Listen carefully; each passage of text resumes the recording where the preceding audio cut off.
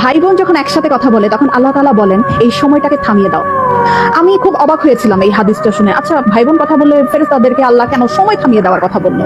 পরে যখন ডিটেইল জানলাম তখন খুব কষ্ট লাগলো। ডিটেইলটা ঠিক এরকম ছিল, ভাই বোনের সাথে এই পৃথিবীর পরে আর কখনোই দেখা হবে না।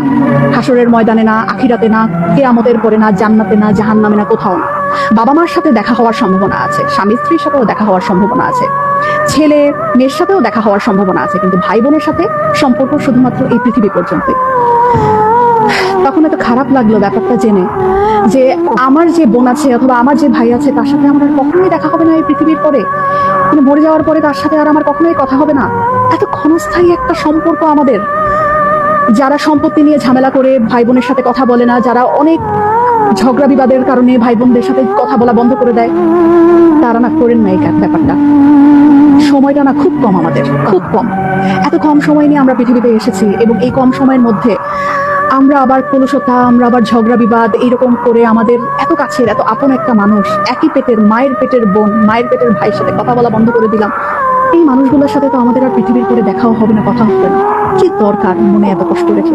ভুলে যাই না সব, ভুলে যাই। অল্প একটু সময়ের ব্যবধান, তারপরে সব নাই, শেষ।